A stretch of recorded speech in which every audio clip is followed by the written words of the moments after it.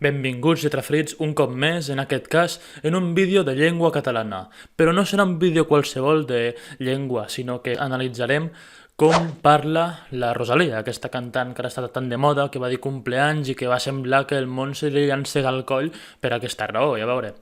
Dir un castellanisme en una cançó no és motiu de cap delicte, no passa res. Bé, però sense entrar en temes de delinqüència lingüística, el que he fet en aquest vídeo i el que podreu visualitzar, per tant, és analitzar un fragment d'un vídeo de TV3 en què surt la Rosalía parlant en català i per aquesta raó m'he fixat en quines paraules fa servir, si fa servir castellanismes, quines expressions incorrectes ha utilitzat. Molt ràpidament, per si algú és tan estrany que em coneix a mi i no coneix a la Rosalía, us diré 4 dades. És una cantant que va començar experimentant amb el flamenc i que després, a causa d'una cançó titulada Malamente,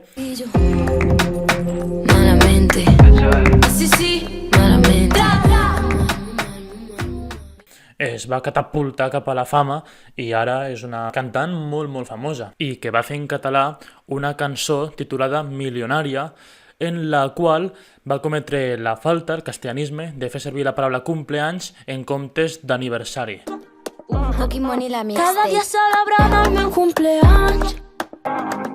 I dos jo percorrent pel jardí de casa. No obstant això, jo vull recalcar que la llengua no perilla perquè la Rosalía faci servir cumpleanys en lloc d'aniversari.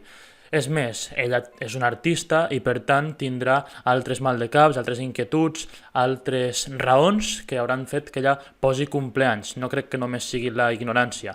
És a dir, hi ha el tema de la rima, hi ha el tema de voler apropar-se al receptor, hi ha molts altres temes que han pogut fer que ella hagi triat aquesta opció i per tant és ben lliure com a artista, com que és un artista té tota la llibertat del món que vulgui per fer servir cumpleanys en lloc d'aniversari. El que fa perillar la llengua catalana és la substitució lingüística, que es trenqui la transmissió generacional i tot això està condicionat per diversos elements, òbviament. El demogràfic és molt important, també és molt important que l'estat espanyol no li doni gaire empenta, sinó que és tot més aviat el contrari, que intenta que la llengua catalana no tingui els mateixos drets que la castellana dins del mateix estat i, a més, doncs com a responsabilitat dels mateixos catalanoparlants, que moltes vegades jo ja estic cansat d'escoltar catalanoparlants que es dirigeixen en castellà a persones que entenen el català.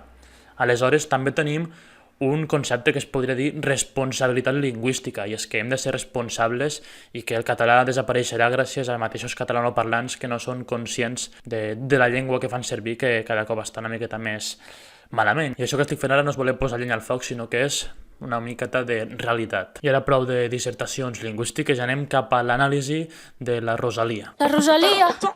Estan amb els amics allà en el parc.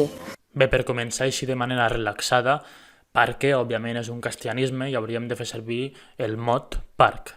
Aquesta és fàcil, Aquesta, de moment, és nivell bàsic. En aquell moment escoltaven flamenc, saps? Els meus amics, era el meu entorn. I jo no sé. D'aquests fragments voldria comentar-ne els dos mots crossa que apareixen. Per una banda hi ha el saps, que seria una manera de cercar la comunicació amb l'interlocutor, de cercar si hi ha la connexió.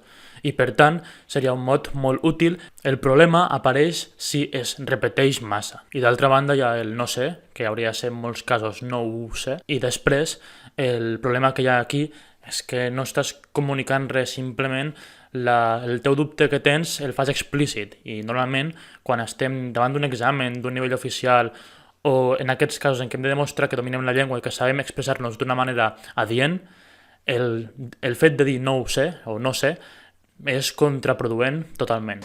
Va ser com un fletxazo, algú molt... Aquí, evidentment, el fletxazo hauria de ser fiblada. L'opció catalana és una fiblada, una cosa que fibla, que t'atrevessa. I una fiblada d'amor, per exemple, que veus una persona i t'enamores de cop, doncs això seria una fiblada d'amor, no un fletxazo. Fletxazo, evidentment, és un castellanisme que hem d'intentar arranjar. I la manera en la que jo m'he apropat al flamenc és via l'estudi. Aquest d'aquí és un error una miqueta més subtil i hem d'estar molt atents, perquè fer servir la manera amb la que és incorrecte, atès que no podem utilitzar la preposició més l'article més la conjunció amb la que.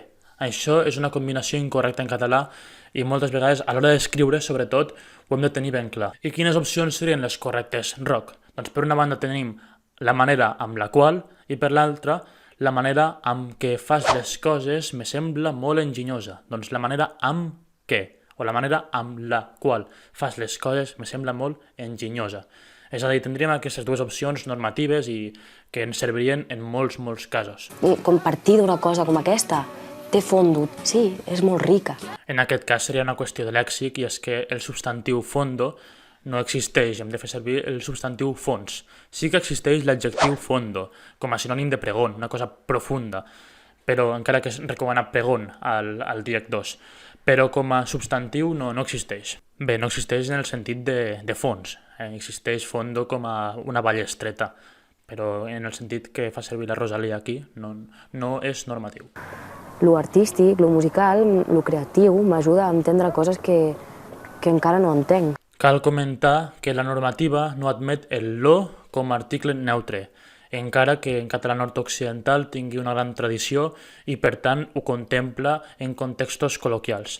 Però el lo com a article neutre no és normatiu i per tant no podem dir lo bonic, sinó que hem de dir allò bonic o el que és bonic. Per tant, tots aquests adjectius en què ella hi posa el lo per influència del castellà és el que hem d'intentar corregir quan estem fent una exposició oral en què hem d'utilitzar un llenguatge estàndard i per tant normatiu o en qualsevol altre cas en què haguem d'escriure de manera normativa. Per al personal, i a vegades la gent m'ho pregunta si t'ha passat alguna cosa. No. D'aquest fragment cal comentar-ne que el mot algo no existeix en català i per tant hem d'utilitzar alguna cosa.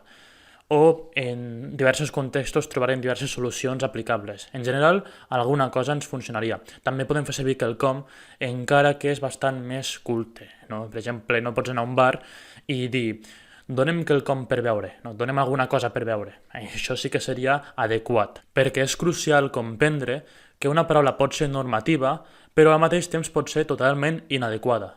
I això és molt important. La cohesió, la coherència, l'adequació han de ser les nostres amigues i no les podem perdre mai de vista quan estiguem escrivint o quan estiguem parlant. Sí, vaig buscar durant, no sé, potser pràcticament un any i pico, Cal destacar d'aquest tros que l'expressió un any i pico no seria correcta, sinó que hem de fer servir un any i escaig. Jo sé que el pico és molt comú i que ho fem servir tots quan estem parlant de manera col·loquial i fins i tot en l'estàndard també moltes vegades ha traspassat aquesta forma, però hem de conèixer que la manera normativa de dir-ho és escaig. De veritat, sempre és nou, sempre són cançons diferents el que toquem en els directes, sempre canvia. I finalment una qüestió fonètica, ja s'està acabant malauradament aquesta tortura lingüística i el que volia comentar és que els verbs de tercera persona com canvia, còpia, no s'han de pronunciar així, sinó que hem de posar l'accent en la i perquè són plans, és canvia, copia, no còpia i canvia.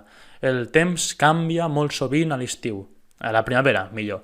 Doncs el temps canvia molt sovint a la primavera. Abans d'acabar volia recordar, per si hi ha alguna persona que s'ha ofès, ho dubto molt, però amb els temps que estem vivint tampoc seria tan estrany, és que no és un atac a la Rosalía ni a la seva manera de parlar ni res, sinó que faig servir el personatge de la Rosalía perquè d'aquesta manera potser algú més s'interessa per la llengua catalana i la seva literatura i per tant el que fem aquí és aprendre sobre la llengua catalana i passar-nos-ho molt bé sense atacar a cap persona sinó utilitzant-les, això també sona malament, no utilitzant a persona, però ja m'enteneu, mitjançant com parla una persona podem aprendre tots plegats i això és molt bonic, fabulós i fantàstic. Així que res, estic molt content perquè s'acaba la calor, espero que estigueu tots molt bé i que a partir d'ara no hi digueu tants cumpleanys perquè el mot normatiu és aniversari. Salut i pessetes, lo de més són punyetes.